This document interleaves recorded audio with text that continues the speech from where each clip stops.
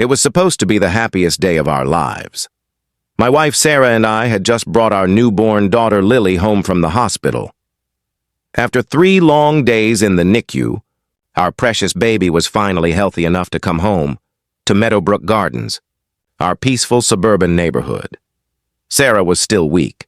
The doctors had warned her that she needed at least 2 weeks of complete rest. I had taken time off from my duty as county sheriff, so I could be with my family during this special time. Sarah looked at me softly and said, "Jake, isn't she beautiful?" I looked down. Lily was sleeping silently between us, her tiny fingers wrapped around Sarah's thumb. My heart overflowed with love, a kind of peace I had never felt before. "She's perfect," I said. "Just like her mother." Sarah smiled, but I could see the exhaustion behind her eyes. The birth had been difficult. She was still sore from surgery. All she wanted now was a little peace and quiet at home. "I'll hold Lily for a while," I said gently. "You can rest." "Just for a little while," Sarah whispered. "I'm so tired, but I don't want her away from me." I completely understood. After 9 months of waiting, and almost losing both of them in that hospital room, I didn't want my wife or baby out of my sight for even a second. We had placed a comfortable chair on the porch so Sarah could get some fresh air. The doctor had said fresh air would help her heal. Our neighborhood was always calm. It felt like the safest place in the world. I helped Sarah sit down on the porch, her arms cradling Lily. The afternoon sun was warm but soft, and a gentle breeze moved through the trees. "I'll just close my eyes for a few minutes," Sarah murmured. "Take all the time you need," I said with a smile. "I'll be inside fixing lunch." I kissed them both on the forehead and walked into the kitchen. Through the window, I could see them, my entire world, sitting peacefully in the afternoon glow. Everything felt perfect. But that peace was about to shatter, turning into a nightmare I'll never forget. The most hated woman in our neighborhood, Barbara Whitman, was walking toward our house. She was the self-appointed queen of Meadowbrook Gardens HOA, and for 5 years, she had made everyone's life miserable. A woman in her 60s, gray hair tied tight in a bun, and a permanent frown etched on her face. Barbara believed she owned the entire neighborhood.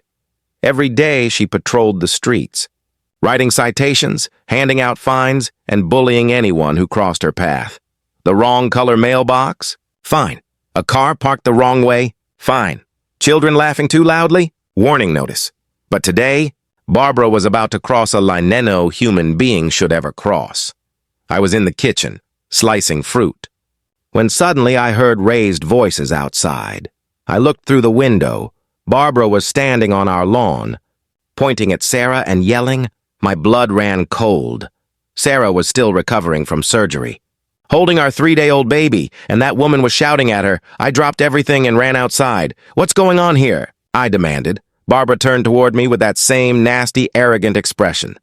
"Your wife is violating HOA regulations," she said coldly. "What are you talking about?" I asked, trying to stay calm. "She's sitting on the porch breastfeeding, in public view. It's inappropriate and against community standards." I looked at Sarah. Her face had turned pale, eyes filled with tears. Lily was crying in her arms, scared by all the shouting. "Barbara, my wife just gave birth 3 days ago. She's resting on our own porch with our baby. She's not violating anything. Don't tell me what's a violation and what isn't," Barbara snapped. "I've run this neighborhood for 5 years. Public breastfeeding is indecent. It disturbs other residents." Sarah tried to speak, her voice trembling. The baby was hungry. I wasn't bothering anyone." "You're bothering me," Barbara barked. "And if you're bothering me, you're bothering the entire community." I stepped between them. "Barbara, leave now. I don't take orders from you," she snarled. "I give orders here." And then, in one horrifying instant, Barbara did something that froze my blood. She pushed past me and snatched my newborn baby right out of Sarah's arms. "Don't touch my baby!" Sarah screamed, a cry that tore through the air, but her voice was weak, trembling from pain. Barbara shoved her aside and ripped Lily out of her arms. Sarah's scream echoed. through the whole neighborhood, my 3-day-old daughter, who hadn't even learned to recognize the world yet, was now crying helplessly. "In the arms of a stranger, give me back my baby, please!" Sarah fell to her knees, sobbing, but there was no trace of mercy on Barbara's face. "I'm taking this baby," Barbara said coldly. "Until you learn to respect community rules, this child will not stay with you." Something broke inside me. I'd seen criminals in my career, but this wasn't crime. This was madness. I stepped forward, my voice shaking with fury. "Barbara, hand my daughter over, now!" "Or what?" she sneered. "Call the police?" "I am the law here, Sheriff." Sarah was crying uncontrollably. "Please! She's just 3 days old. She can't be without me." Lily's terrified cries pierced the air, each one cutting through my chest like a knife. "Barbara, I'm warning you. Put her down." "Or what?" she mocked. "You'll arrest me? You're nothing but a desperate father in denial." Her words pushed me past the edge. She turned and started toward her car. "I'm taking this baby to child services. If you can't follow simple decency, you're unfit to be parents." "Stop!" I yelled. "You're kidnapping my child!" "Watch me!" she shouted, gripping Lily tighter. Sarah collapsed on the ground, sobbing. "Jake! Stop her! Please! Don't let her take our baby!" I sprinted toward Barbara, my heart pounding. "Barbara! One more step and you're under arrest!" "Oh, really?" she laughed. "You're not a sheriff. You're just a pathetic dad pretending to be one." I stopped, locked eyes with her, and then spoke the words that shattered her arrogance. "My name is Jake Morrison, and yes, I am the county sheriff. You're under arrest for kidnapping." Her face drained of color. For the first time, she looked terrified. "You're lying," she stammered. "One more word, and I'll add child endangerment and assault to your charges. Give me my daughter. Now." Her hands began to tremble. Lily was still wailing, her tiny cries echoing around us. Neighbors had gathered on the sidewalks. Mrs. Patterson from next door was filming everything. "I can't believe this," she said aloud. "She just took that baby. She's lost her mind," shouted Mr. Rodriguez. "Someone call 911!" Barbara spun in circles, realizing everyone was watching. Her power was gone. I raised my voice, calm but commanding. "Barbara Whitman, return my child immediately. Any delay will add more charges against you." Lily's screams filled the air.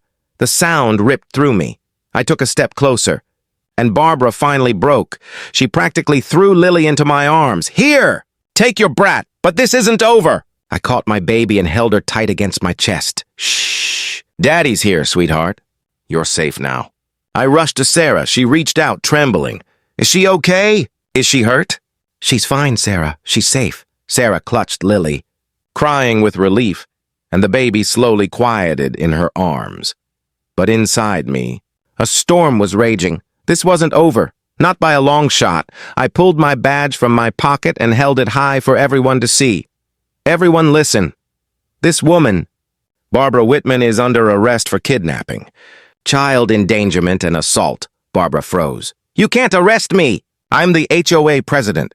"The HOA doesn't give you the right to steal babies," I said, snapping open my handcuffs. "What you did was a felony, and today you're going to face justice." The whole neighborhood had gathered. Faces showed shock, anger, and disbelief. Barbara, the woman who had ruled this place through fear for years, was finally trembling. I said in a firm, official tone, "Barbara Whitman, you are under arrest for kidnapping, child endangerment, and disturbing public safety." Barbara's lips quivered. "You can't do this. I'm the HOA president. This is my community." "The HOA doesn't give you the right to snatch a baby," I said, locking the cuffs around her wrists. Tears filled her eyes. But no one around us felt sympathy anymore. Mrs. Patterson stepped forward. "Sheriff, I recorded everything on my phone, the whole thing, even when she grabbed your baby." "Thank you, Mrs. Patterson," I said, nodding. "That video will be crucial evidence," Mr. Rodriguez called out. "I saw it with my own eyes. She took that baby and tried to walk away. That's kidnapping." Barbara looked around desperately, searching for anyone to take her side. But all she saw were faces full of disgust. I pulled out my radio. "Dispatch? This is Sheriff Jake Morrison. I need immediate backup at Meadowbrook Gardens. Suspect in custody, kidnapping and child endangerment. Within minutes, 3 police cruisers pulled up. Deputy Williams, my trusted partner, stepped out of the first car. Sheriff, what's the situation? Deputy, this woman physically took my 3-day-old baby from my wife's arms. She's under arrest for kidnapping. Deputy Williams' jaw tightened. Ma'am, you're being arrested for kidnapping. This is insane! I'm being persecuted! Barbara shrieked, but Williams calmly locked the cuffs tighter. No, ma'am. You're being arrested for committing a serious crime. Looked her dead in the eyes. You hurt a mother and her newborn. You used fear and power to control innocent people. Now the law will control you! Barbara screamed as they led her to the car. This isn't over. I'll sue you! I'll ruin your career. Good luck, I said coldly. Kidnapping is a felony. The police car doors slammed shut. And just like that, for the first time in years, our neighborhood fell completely silent. But it wasn't the silence of fear anymore. It was peace. I looked at Sarah. She was still shaking, but relief softened her face. Is it over, Jake? Yes, honey, I said quietly. She can't hurt us again. But deep down, I knew this was just the beginning. The investigation begins. The very next morning, I started a full-scale investigation into Barbara, Whitman's actions as HOA president. What we uncovered was worse than anyone imagined. Barbara had been abusing her authority for years, handing out illegal fines, threatening families and using fear to maintain control. Mrs. Patterson handed me a thick folder. Sheriff, I've been documenting her behavior for 2 years. Every family here has been a victim. I flipped through the pages. Dozens of complaints, false notices, unjust fines, all signed by Barbara the Johnson family, had been fined because their front door was the wrong shade of blue.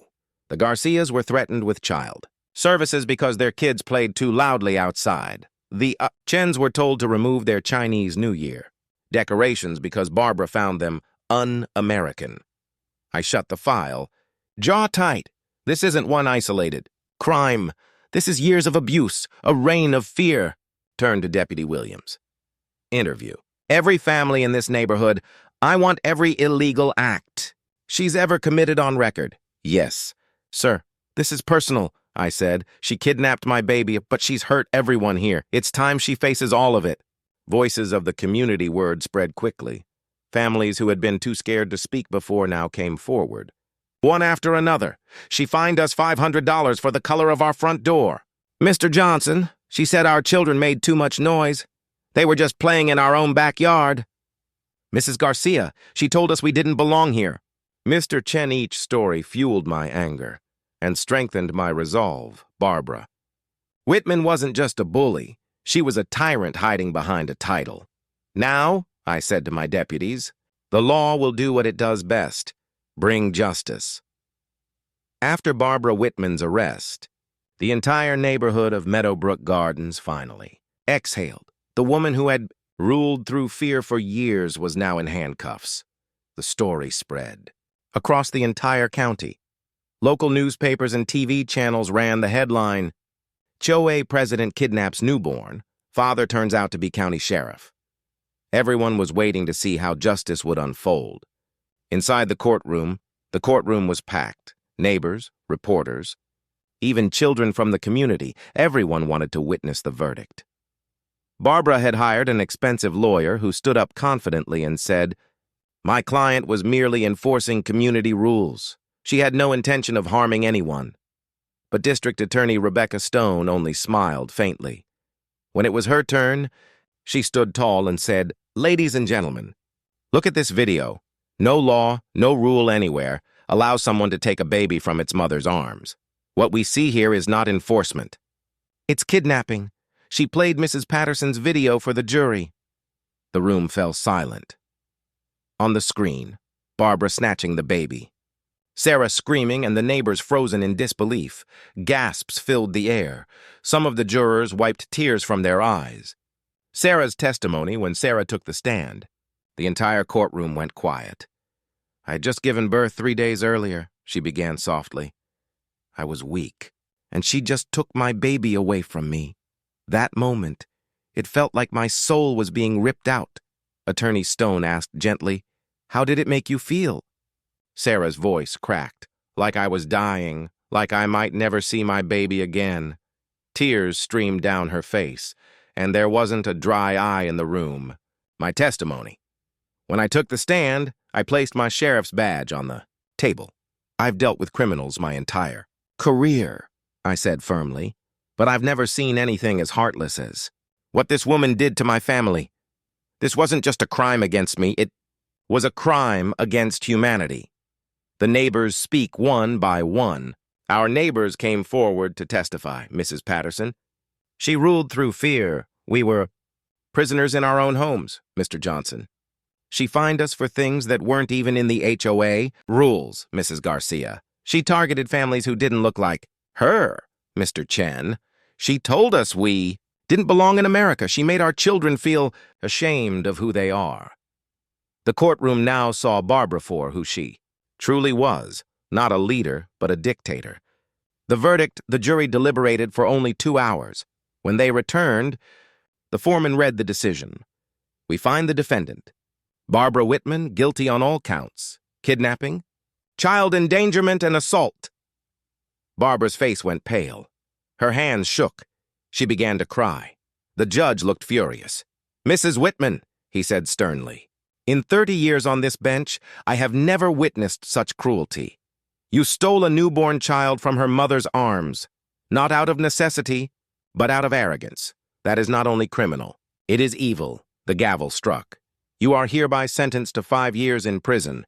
With no parole for the first 3, you are also permanently banned from holding any HOA or community authority position again." Barbara screamed as officers escorted her out. "Please, I didn't mean to hurt anyone." But it was far too late. Justice had finally been served. After justice months later, our civil lawsuit concluded. Barbara's insurance company was ordered to pay damages for Sarah's medical recovery, our family therapy, and the trauma our baby had endured. But for us, the money wasn't the victory. The real victory was knowing that no one else would ever suffer under her abuse again. A new HOA board was elected. Mrs. Patterson became the new president. Every illegal fine Barbara had issued was revoked, and families were refunded their money. The Chen family received an official apology, and a cultural harmony celebration was organized in the neighborhood park. For the first time in years, laughter returned to Meadowbrook Gardens.